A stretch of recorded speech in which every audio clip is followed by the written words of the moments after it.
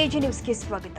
ಕಾಂಗ್ರೆಸ್ ಎಂದಿಗೂ ಸಂವಿಧಾನದಲ್ಲಿ ನಂಬಿಕೆ ಇಟ್ಟಿಲ್ಲ ಮತ್ತು ಅದರಂತೆ ಆಡಳಿತ ಮಾಡಿಲ್ಲ ಎಂದು ಮಾಜಿ ಮುಖ್ಯಮಂತ್ರಿ ಬಸವರಾಜ ಬೊಮ್ಮಾಯಿ ಹೇಳಿದ್ದಾರೆ. ಸಂವಿಧಾನ ದಿನದಂದು ಸುದ್ದಿಗಾರರೊಂದಿಗೆ ಮಾತನಾಡಿದ್ರು. ಕಾಂಗ್ರೆಸ್ ಟ್ರ್ಯಾಕ್ ರೆಕಾರ್ಡ್ ಅನ್ನ ನೋಡಿದ್ರೆ ತಿಳಿಯುತ್ತೆ, ಕಾಂಗ್ರೆಸ್ ಸಂವಿಧಾನವನ್ನ ಬದಲಿಸಲು ಪ್ರಯತ್ನಿಸ್ತಾ ಇತ್ತು ಅಂತ ಹೇಳಿದ್ರು. ಕಾಂಗ್ರೆಸ್ ಸರ್ಕಾರವಿದ್ದಾಗ ಸಂವಿಧಾನ ದುರುಪಯೋಗ ಮಾಡಿಕೊಂಡಿರುವುದನ್ನ ನೋಡಲು ರಾಹುಲ್ ಗಾಂಧಿ ಅವರಿಗೆ ಸಲಹೆ ಕೊಟ್ಟಿದ್ದಾರೆ. ಶಹಬಾನು ಪ್ರಕರಣದಲ್ಲಿ ಸಂವಿಧಾನದ ದುರುಪಯೋಗ ಮಾಡಿದ್ದಾರೆ, ಎಮರ್ಜೆನ್ಸಿಯನ್ನ ದುರುಪಯೋಗ ಮಾಡಿಕೊಂಡಿದ್ದಾರೆ. ಕಾಂಗ್ರೆಸ್ ಎಂದಿಗೂ ಸಂವಿಧಾನದಲ್ಲಿ ನಂಬಿಕೆ ಇಟ್ಟಿಲ್ಲ ಮತ್ತು ಅದರಂತೆ ಆಡಳಿತ ಮಾಡಿಲ್ಲ. ಇದನ್ನೆಲ್ಲ ಮುಚ್ಚಿ ಹಾಕಲು ಮತ್ತು ತಮ್ಮನ್ನ ತಾವು ಸಂವಿಧಾನದ ಚಾಂಪಿಯನ್ ಎಂದು ತೋರಿಸುತ್ತಿದ್ದಾರೆ. ಆದರೆ ಜನ ಅವರನ್ನ ತಿರಸ್ಕರಿಸಿದ್ದಾರೆ ಎಂದು ಕಿಡಿಕಾರಿದರು. ಭಾರತಕ್ಕೆ ಸ್ವತಂತ್ರ ಹೆಂಗ್ ಬಂದಿದೆ ಅನ್ನೋದು ಕೂಡ ನಮಗೆಲ್ಲ ಗೊತ್ತಿದೆ. ಒಂದು ಸತ್ಯ ಬಹಳ ಹೊರಗಡೆ ಬರೆದಿರುವಂತದ್ದು, ಸ್ವತಂತ್ರ ಹೋರಾಟ ಸುಮಾರು 100 ವರ್ಷಕ್ಕಿಂತ ಹೆಚ್ಚಾದರೂ ಕೂಡ ಫಲಶ್ರುತಿ ಆಗಲಿಲ್ಲ.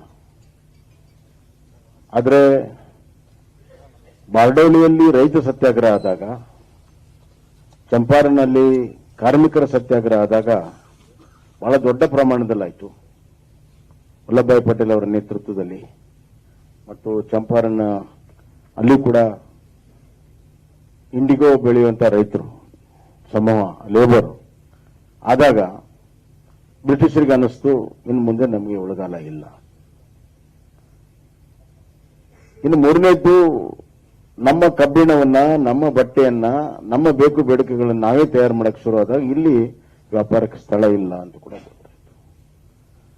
ಅವ್ರಿಗೇನು ಸಾಮಾಜಿಕವಾಗಿ ನಮ್ಮ ದೇಶದಲ್ಲಿ ಆಸಕ್ತಿ ಇರಲಿಲ್ಲ, ಆರ್ಥಿಕವಾದ ಆಸಕ್ತಿ ಇತ್ತು. ಅದು ಯಾವಾಗ ಅವರ ಆರ್ಥಿಕ ಆಸಕ್ತಿ ಈಡೇರಲ್ಲ ಅಂದಾಗ ಅವರು ಇದನ್ನ ದೇಶವನ್ನು ಬಿಡುವಂತ ಪ್ರಯತ್ನ ಮಾಡಿದ್ರು. ಆದ್ರೆ ಸುಮ್ಮನೆ ಬಿಡ್ಲಿಲ್ಲ. ಅವರು ಬಿಡುವಾಗ ಇವ್ರಿಗೆ ಏನು ಬುದ್ಧಿ ಇಲ್ಲ, ಇವ್ರ ಸಂವಿಧಾನವನ್ನೇ ರಚನೆ ಮಾಡಕ್ ಸಾಧ್ಯ ಇಲ್ಲ, ಒಂದು ವ್ಯವಸ್ಥಿತ ಆಡಳಿತ ಮಾಡಕ್ ಸಾಧ್ಯ ಇಲ್ಲ ಅಂತ ಒಂದ್ ಕಡೆ, ಇನ್ನೊಂದ್ ಕಡೆ ಪಾಕಿಸ್ತಾನವನ್ನ ಮಾಡುವಂತ ಎರಡು ಹುನ್ನಾರವನ್ನ ಮಾಡಿ ಬಿಟ್ಟು ಹೋದ್ರು. ಸ್ವತಂತ್ರ ಪೂರ್ವದ ಹೋರಾಟದಲ್ಲಿ ಸವಾಲೇನಿತ್ತು, ಸ್ವತಂತ್ರ ನಂತರದ ಸಂವಿಧಾನ ರಚನೆ ನಮ್ಗೆ ಬಹಳ ದೊಡ್ಡ ಸವಾಲಾಗಿತ್ತು. ಆ ಸಂದರ್ಭದಲ್ಲಿ ಅಧ್ಯಕ್ಷರು ಮತ್ತು ನಾರಾಯಣ ಸ್ವಾಮಿ ಅವರು ಹೇಳಿದ್ರು, ಏನು ಸಂವಿಧಾನ ರಚನೆ ಸಮಿತಿ ಇದೆ, ಸುದೀರ್ಘವಾಗಿ ಚರ್ಚೆ ಮಾಡಿ, ಎಲ್ಲ ಆಯಾಮಗಳನ್ನು ಚರ್ಚೆ ಮಾಡಿ, ಅದಕ್ಕೆ ಬಾಬಾ ಸಾಹೇಬ್ ಅಂಬೇಡ್ಕರ್ ಅವರ ಮಾನವೀಯ ತತ್ವಗಳನ್ನ ಅದರಲ್ಲಿ ಸೇರಿಸಿದ್ರಿಂದ ನಮ್ಮ ಸಂವಿಧಾನ ವಿಶ್ವದಲ್ಲಿ ಅತ್ಯಂತ ಶ್ರೇಷ್ಠ ಸಂವಿಧಾನ. ಸಂವಿಧಾನ ರಚನೆ ಮಾಡುವಾಗ ಹಲವಾರು ದೇಶಗಳ ಸಂವಿಧಾನವನ್ನ ಸ್ಟಡಿ ಮಾಡಿ, ಎಲ್ಲವನ್ನೂ ಮಾಡಿ, ಇದು ಸರ್ವಕಾಲಿಕವಾಗಿ ಜೀವಂತ ಇರುವಂತಹ ಒಂದು ಸಂವಿಧಾನ ರಚನೆ ಆಗಬೇಕು ಅಂತ ಹೇಳಿ ದೂರದೃಷ್ಟಿಯಿಂದ ಈ ಸಂವಿಧಾನ ರಚನೆ ಆಗಿದೆ. ಬಾಬಾ ಸಾಹೇಬ್ ಅಂಬೇಡ್ಕರ್ ಅವರ ಆಶೆ ಇವತ್ತು ಈ ದೇಶದಲ್ಲಿ ಸರ್ವ ಸ್ವತಂತ್ರ, ವ್ಯಕ್ತಿಯ ಸ್ವತಂತ್ರ, ಸಮಾನತೆಯ ಒಂದು ಬದುಕು ನಾವೆಲ್ಲರೂ ಕೂಡ ಇವತ್ತು ನಡೆಸ್ತಾ ಇದ್ದೇವೆ ಅನ್ನೋದನ್ನ ಯಾರು ಕೂಡ ಮರಿಬಾರದು. ಇನ್ನ ಈ ಸಂವಿಧಾನ ಯಶಸ್ವಿ ಆಗಬೇಕು, ಭಾರತ ಯಶಸ್ವಿ ಆಗಬೇಕಾದ್ರೆ ಸಂವಿಧಾನದ ಆಶೆಗಳು ಈಡೇರಬೇಕು ಮತ್ತು ಸಂವಿಧಾನ ಯಶಸ್ವಿಯಾಗಿ ಮುಂದುವರಿಬೇಕು. ಭಾರತ ಯಶಸ್ಸು ಈ ಸಂವಿಧಾನದ ಆಶೆಗಳನ್ನು ಈಡೇರಿಸುವುದರಲ್ಲಿದೆ ಅನ್ನೋದನ್ನ ಯಾರು ಕೂಡ ನಾವು ಮರಿಬಾರದು.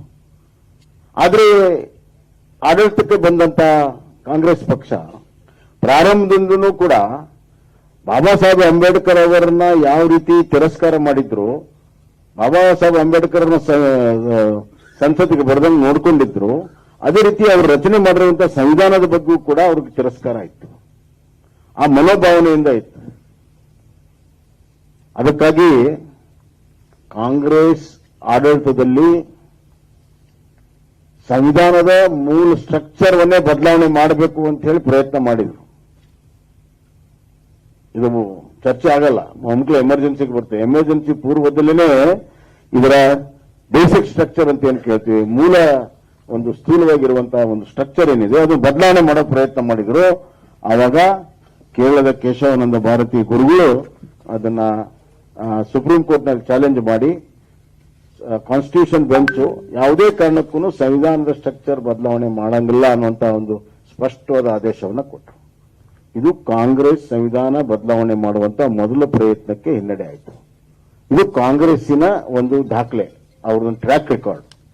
ಎರಡನೇದು ಎಮರ್ಜೆನ್ಸಿ, ಎಲ್ಲರೂ ಮಾತಾಡಿದ್ದಾರೆ, ನಾನು ಮಾತಾಡೋದಿಲ್ಲ.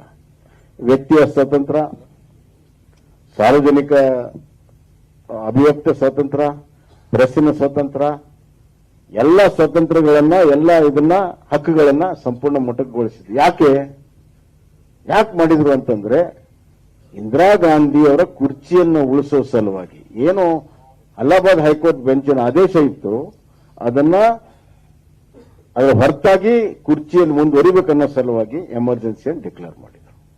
ಕಾರಣ ಬಹಳ ಮುಖ್ಯ. ಯಾವುದೋ ದೇಶಕ್ಕಾಗಿ ಆಂತರಿಕವಾಗಿ ಆಗಿದೆಯಲ್ಲ, ಆ ಕ್ಲಾಸ್ ಇದ್ದಿದ್ದು ಆರ್ಟಿಕಲ್ 42ದಲ್ಲಿ ದೇಶಕ್ಕೆ ಬಾಹ್ಯದಿಂದ ಆಂತರಿಕವಾಗಿ ಭದ್ರತೆಯ ಪ್ರಶ್ನೆ ಬಂದಾಗ ಉಪಯೋಗ ಮಾಡಬೇಕನ್ನೋದನ್ನ ವೈಯಕ್ತಿಕ ಕಾರಣಕ್ಕಾಗಿ ಅದು ಬಳಕೆ ಮಾಡಿದ್ರು. ಅದು ಒಂದು. ಇನ್ನು ಮೂರನೇದು, ಇವರು ಅಲ್ಲಿಗೆ ನಿಲ್ಲಿಲ್ಲ. ಶಾಬಾನು ಕೇಸ್ ಆಯ್ತು. ರಾಜೀವ್ ಗಾಂಧಿ ಅವರು ಪ್ರಧಾನಮಂತ್ರಿ ಇದ್ರು. ಶಾಬಾನು ಕೇಸ್ ಬಹಳ ಸಿಂಪಲ್. ಒಬ್ಬ ಮುಸಲ್ಮಾನ್ ಹೆಣ್ಮಗಳಿಗೆ ಅವಳಿಗೆ ತಲಾಕ್ ಕೊಟ್ರೆ, ಡೈವರ್ಸ್ ಕೊಟ್ರೆ ಅವಳಿಗೆ ಜೀವನೋಪಾಯ ಕೊಡಬೇಕು ಅಂತ. ಒಬ್ಬ ಹೆಣ್ಮಗಳಿಗೆ ಜೀವನೋಪಾಯ ಕೊಡೋದನ್ನ ವಿರೋಧ ಮಾಡಿ ಸಂವಿಧಾನ ತಿದ್ದುಪಡಿಯನ್ನ ಮಾಡಿ ಆ ಸುಪ್ರೀಂ ಕೋರ್ಟ್ ಆದೇಶವನ್ನ ನಲ್ಲಿಫೈ ಮಾಡಿದ್ರು. ಸಂವಿಧಾನದ ವಿರುದ್ಧ, ಸಂವಿಧಾನದ ಸಮಾನತೆಯ ಆಶಯ ವಿರುದ್ಧ ಇವತ್ತು ಕಾಂಗ್ರೆಸ್ ನಡ್ಕೊಂತು ಆ ಕೇಸಲ್ಲಿ. ಇನ್ನು ಇವತ್ತು ಈ ಸಂವಿಧಾನವನ್ನ ಉಳಿಸಿರುವಂತದ್ದು ಕಾಂಗ್ರೆಸ್. ಸಂವಿಧಾನ basic structure ತೆಗೆದಕ್ಕೆ emergency Shah Bano case ಸಂವಿಧಾನವನ್ನ ಹೆಂಗೆ ತಿರುಚಿ ಸಂವಿಧಾನವನ್ನೇ ಬುಡಮೇಲು ಮಾಡುವಂತಹ ಪ್ರಯತ್ನ ಮಾಡಿದ್ದು ಅವ್ರ ಕಾಂಗ್ರೆಸ್ನ ಟ್ರ್ಯಾಕ್ ರೆಕಾರ್ಡ್. ಆದರೆ ಇವತ್ತು ಸಂವಿಧಾನ ಉಳಿಸಿರೋದು ಯಾರು? ಸಂವಿಧಾನವನ್ನು ಉಳಿಸಿರುವಂತದ್ದು ಸುಪ್ರೀಂ ಕೋರ್ಟ್. 2 ಜಡ್ಜ್ಮೆಂಟ್ಗಳು, ಕೇಶವಾನಂದ ಭಾರತೀಯ ಜಡ್ಜ್ಮೆಂಟು, ಇನ್ನೊಂದು SR ಬೊಮ್ಮಾಯಿ ಅವರ ಫೆಡರಲ್ ಸ್ಟ್ರಕ್ಚರ್, ಅಂದ್ರೆ ರಾಜ್ಯಗಳ ಒಕ್ಕೂಟ ವ್ಯವಸ್ಥೆಯನ್ನ ಉಳಿಸಿಕೊಂಡಿರುವಂತದ್ದು. ಇವೆರಡು ದಾಖಲೆಹಾರವಾಗಿರುವಂತಹ ಲ್ಯಾಂಡ್ ಮಾರ್ಕ್ ಜಡ್ಜ್ಮೆಂಟ್ಗಳಿಂದ ಇವತ್ತು ಸಂವಿಧಾನ ರಕ್ಷಣೆ ಆಗಿದೆ. ಇನ್ನು ರಾಜಕೀಯವಾಗಿ ಸಂವಿಧಾನ ಉಳಿಸ್ತವ್ರು ಯಾರು? ಕಾಂಗ್ರೆಸ್ಸಿನ ದಾಖಲೆ ನಮ್ಗೆ ಗೊತ್ತಿದೆ. ಸಂವಿಧಾನ ಪುಸ್ತಕ ಹಿಡ್ಕೊಂಡು ಅದರ ಹೆಂಗ್ ಖಾಲಿ ಪೇಜ್ಗಳನ್ನ ಹಿಡ್ಕೊಂಡಿದ್ರು, ಅದೇ ಅವರ ನಂಬಿಕೆ. ಶೂನ್ಯ ನಂಬಿಕೆ, ಸಂವಿಧಾನದಲ್ಲಿ ಶೂನ್ಯ ನಂಬಿಕೆ ಅನ್ನೋದು ಅವರು ಹಿಡ್ಕೊಂಡಿರುವಂತಹ ಸಂವಿಧಾನದಲ್ಲಿ ಖಾಲಿ ಪೇಜ್ಗಳೇ ಸಾಕ್ಷಿ. ಭಾರತೀಯ ಜನತಾ ಪಕ್ಷ ಸಂವಿಧಾನದಲ್ಲಿ ಸಂಪೂರ್ಣ ನಂಬಿಕೆ ಇಟ್ಟು ಇವತ್ತು ಕೆಲಸ ಕಾರ್ಯಗಳನ್ನು ಮಾಡಿದ್ರು. ಅಂಬೇಡ್ಕರ್ ಹೇಳಿದ್ರು 370 ಆರ್ಟಿಕಲ್ ಟೆಂಪರರಿ ಆಗಿರಬೇಕು ಅಂತ, ಅದರಲ್ಲಿ ನಂಬಿಕೆ ಇಟ್ಟು ಇವತ್ತನ್ನು ತೆಗೆದ್ರು. ರಿಸರ್ವೇಷನ್ ಅನ್ನ ಮುಂದುವರಿಸಬೇಕು ಅಂತ ಆಯ್ತು, ಅದು ನಂಬಿಕೆ ಇಟ್ಟು ತೆಗೆದ್ರು. ಹಿಂದುಳಿದ ವರ್ಗಕ್ಕೆ ಸಂವಿಧಾನ ಸ್ಥಾನಮಾನ ಕೊಡಬೇಕು, ಹಿಂದುಳಿದ ವರ್ಗದ ಆಯೋಗಕ್ಕೆ ಅಂತ, ಅದನ್ನು ಮಾಡಿದರು. ಇವತ್ತು ಆರ್ಥಿಕವಾಗಿ ಹಿಂದುಳಿದವರ ಅವ್ರಿಗೂ ಕೂಡ ನ್ಯಾಯ ಕೊಡಬೇಕು ಅಂತೇಳಿ ಅವ್ರಿಗೆ 10% ರಿಸರ್ವೇಷನ್ ಕೊಡುವಂತ ಕೆಲಸವನ್ನ ಮಾಡಿದ್ರು. ಹೀಗೆ ಕಾಲಕ್ಕೆ ತಕ್ಕಾಗೆ ಪ್ರಗತಿದಾಯಕವಾಗಿರುವಂತಹ ಸಂವಿಧಾನದ ಆಶಯಗಳನ್ನ ಈಡೇರಿಸುವಂತಹ ಪ್ರಯತ್ನ ಭಾರತೀಯ ಜನತಾ ಪಕ್ಷ ಮಾಡಿದೆ. ಆದ್ರಿಂದ ಈ ಅಪಪ್ರಚಾರ ಬಹಳ ದಿವಸ ನಡೆಯುವುದಿಲ್ಲ. ರಾಹುಲ್ ಗಾಂಧಿಯವರ ಅಪಪ್ರಚಾರ ಕಾಂಗ್ರೆಸ್ನವರು ಅದನ್ನು ನಂಬ್ತಾ ಇಲ್ಲ. ಕಾಂಗ್ರೆಸ್ನವರು ರಾಹುಲ್ ಗಾಂಧಿಯ ವಿಚಾರವನ್ನು ನಂಬ್ತಾ ಇಲ್ಲ. ಹೀಗಾಗಿ ನಾವು ನಮ್ಮ ಗಟ್ಟಿ ಧ್ವನಿಯಲ್ಲಿ ಸಂವಿಧಾನದ ಬದ್ಧತೆಯನ್ನ ಪ್ರದರ್ಶನ ಮಾಡುವಂತಹದ್ದು ಇವತ್ತಿನ ಅವಶ್ಯಕತೆ ಇದೆ. ಸಂವಿಧಾನಕ್ಕೆ ಕತ್ತರೆ ಬಂದಿದೆ ಅಂತಲ್ಲ, ಆದರೆ ಇಂಥ ಶಕ್ತಿಗಳು ಸಂವಿಧಾನವನ್ನ ತಿರುಚುವಂತ, ಸಂವಿಧಾನವನ್ನ ಮೊಟಕುಗೊಳಿಸುವಂತ, ಸಂವಿಧಾನ ಹೆಸರಿನಲ್ಲಿ ಇವತ್ತೇನು ಮಾಡ್ತಾ ಇದ್ದಾರೆ ಅದನ್ನ ವಿರೋಧ ಮಾಡುವ ಸಲುವಾಗಿ ನಾವು ಗಟ್ಟಿ ಧ್ವನಿಯಲ್ಲಿ ಸಂವಿಧಾನದ ಬದ್ಧತೆಯನ್ನು ಪ್ರದರ್ಶನ ಮಾಡಬೇಕು.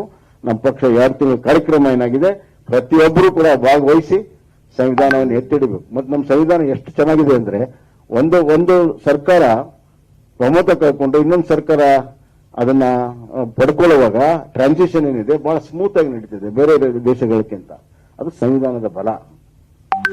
ಸಂವಿಧಾನದಲ್ಲಿ ಇವತ್ತು ಚುನಾವಣೆಗಳು ಎಷ್ಟು ಮುಖ್ಯನೋ, ಚುನಾವಣೆಯ ನಂತರವೂ ಕೂಡ ಪಾಲುಗೊಳ್ಳುವಿಕೆ, ಪ್ರಜಾಪ್ರಭುತ್ವ ಬಹಳ ಮುಖ್ಯ ಅಂತ ಸಂವಿಧಾನ ಏನು ಹೇಳ್ತದೆ, ಅದನ್ನ ನಮ್ಮ ಭಾರತೀಯ ಜನತಾ ಪಕ್ಷ ಇವತ್ತು ಅಕ್ಷರಶಃ ಪಾಲನೆ ಮಾಡ್ತಾ ಇದೆ. ಭಾರತದ ಭವಿಷ್ಯ, ಸಂವಿಧಾನದ ಭವಿಷ್ಯ, ಭಾರತೀಯ ಜನತಾ ಪಕ್ಷದ ಭವಿಷ್ಯ ಎಲ್ಲವೂ ಕೂಡ ಒಂದಾಗಿದೆ. ಅದು ತಕ್ಕಾಗಿ ನಾವು ಮುಂದಿನ ದಿನಗಳಲ್ಲಿ ನಡ್ಕೊಳ್ಳೋಣ, ಬದ್ಧತೆಯನ್ನು ಪ್ರದರ್ಶನ ಮಾಡೋಣ. ಇವತ್ತು ಸಂವಿಧಾನ ದಿನ, ಸಮರ್ಪಣೆ ದಿವಸ ನಮ್ಮನ್ನು ನಾವೇ ಸಮರ್ಪಣೆ ಮಾಡ್ಕೊಳ್ಳೋಣ ಅಂತ ಮಾತನ್ನು ಹೇಳಿ ತಮ್ಗೆಲ್ಲರಿಗೂ ವಂದಿಸಿ ನನ್ನ ಮಾತನ್ನು. ಕನ್ನಡಿಗರ ಮೆಚ್ಚಿನ ನಿಮ್ಮ AJ 24/7 ನ್ಯೂಸ್ ಕನ್ನಡ ವಾಹಿನಿ ಇದೀಗ ಟಿವಿಯಲ್ಲಿ ಲಭ್ಯ. ಒಂದು ವೇಳೆ ನೋಟಿಸ್ ಕೊಟ್ಟಿದ್ರೆ ವಾಪಸ್ ತಗೋತೀವಿ. ಇವತ್ತು ವಕ್ಫ್ ಪ್ರಾಪರ್ಟಿ ಅಂತೇಳಿ ಬರ್ತದೆ ಅಂತ ಹೇಳಿದ್ರೆ ರೈತರು ಬೀದಿಗೆ ಬದಲು ಏನ್ ಮಾಡ್ಬೇಕಾಗುತ್ತೆ? ಯಾರು ವೋಟ್ ಹಾಕಲಿಲ್ಲ ಅಂದ್ರೆ ಗ್ಯಾರಂಟಿನೆಲ್ಲ ಸ್ಟಾಪ್ ಮಾಡ್ಬಿಡ್ತೀವಿ.